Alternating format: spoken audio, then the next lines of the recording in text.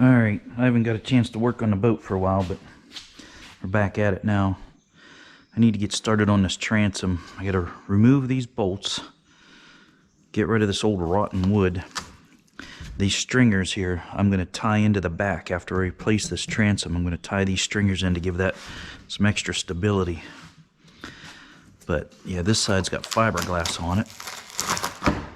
And the other side doesn't. I don't know what that's all about, but that's what we're going to get busy doing. Try this.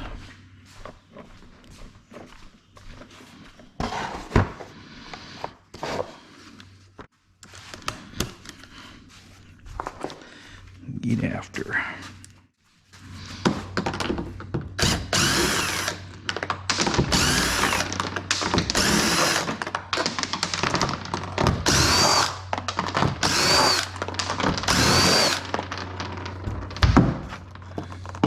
See, that looks like a piece of plexiglass.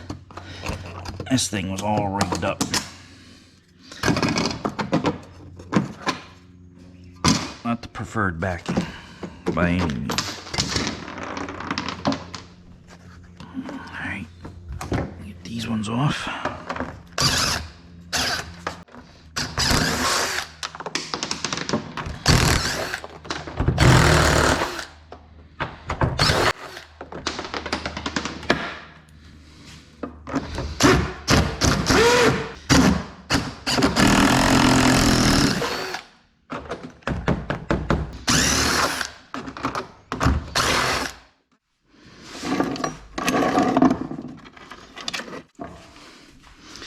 More plexiglass.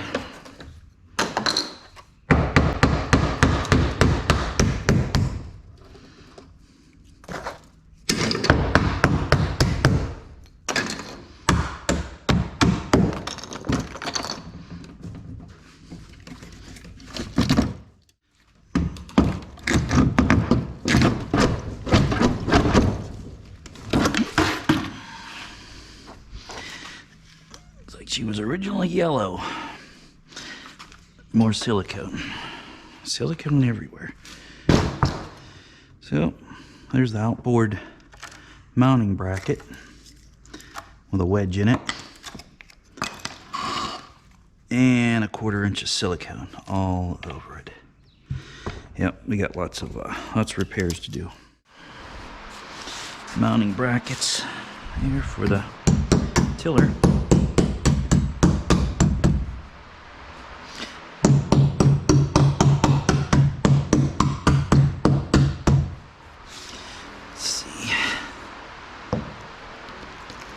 Again with a silicone.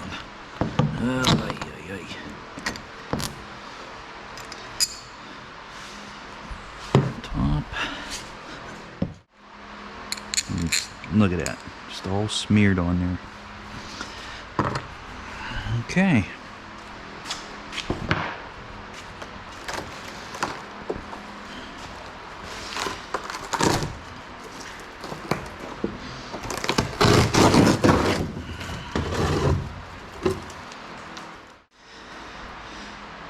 Well, there ain't much left of that. So, let's see. I just bought something new. I got, let me see here. I got these. It's got a little scraper paddle on there.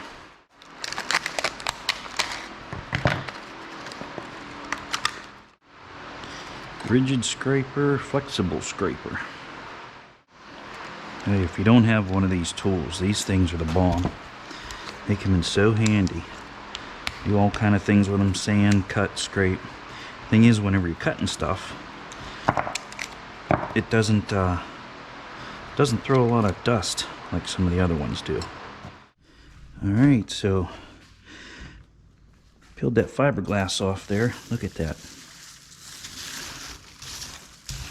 Unbelievable.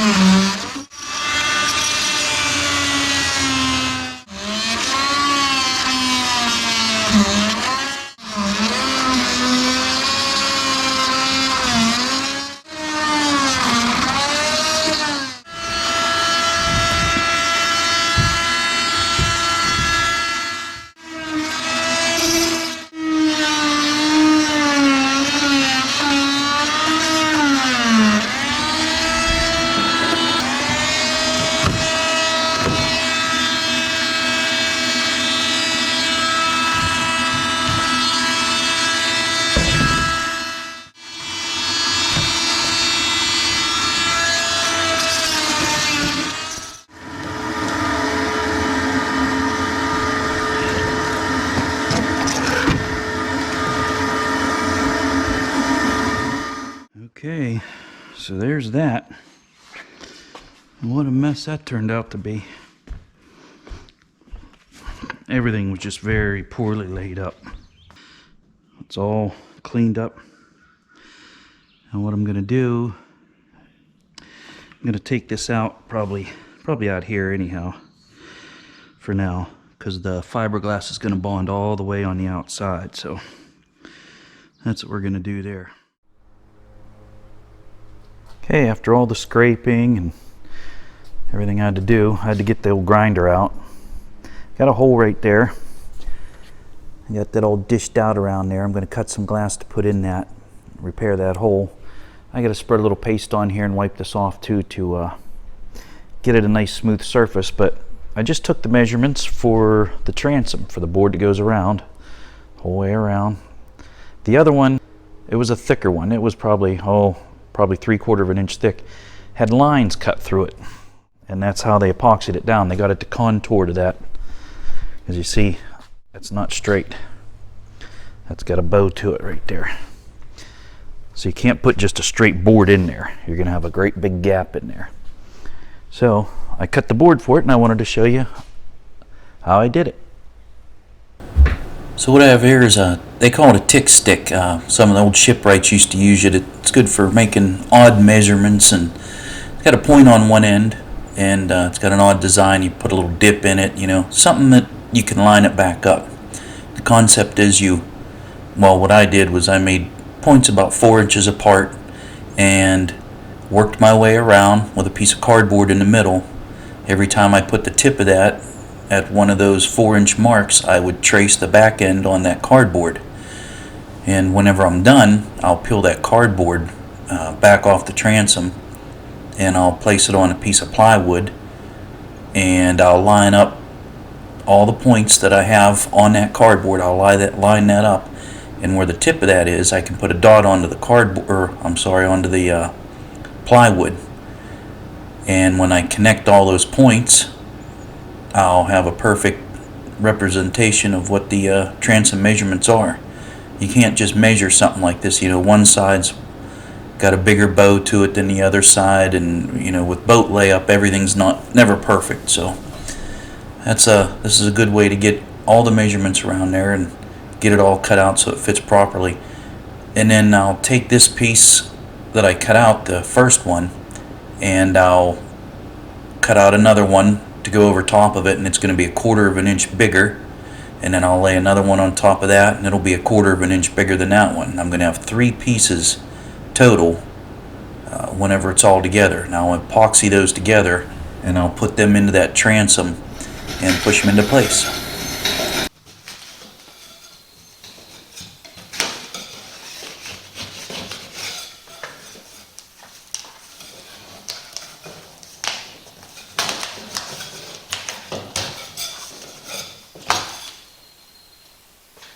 What I did was I took a piece of cardboard, stuck it in the middle, hot glued it so it stayed there. And I took the stick and I go around where the transom was, about every 4 inches. I put a dot. And I draw a pattern for that spot, turn it. There's another point straight up. Now whenever I take this board and go back to, no matter where I put it, this has always got to line up, and the end of this point is going to be where I'm measuring to. So that's what I did, and this is what I came up with. That's a lot of marks. It looks like a really busy board, but I brought it back up here. I laid it down on my plywood. Once again, I glued it down. And you can see all my points here. I brought it back up here, I laid it down, started putting the points back on where they go, all the way around. And then I matched the points up, put like a little hacksaw blade, drew a nice straight line around there to get the complete outline, and took my jigsaw and cut it out. And this is how it all turned out. Okay, now you can see I got her all cut out. We'll see how it fits.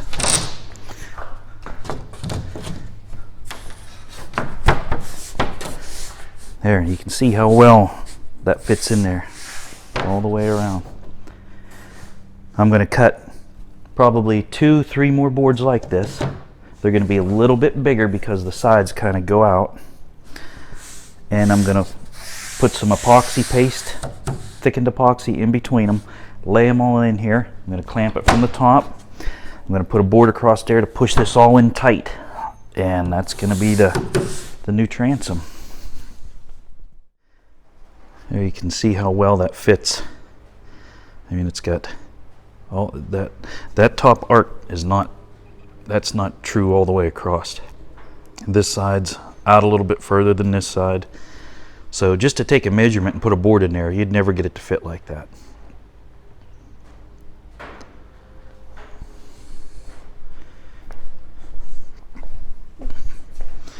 Once again, there's the pattern.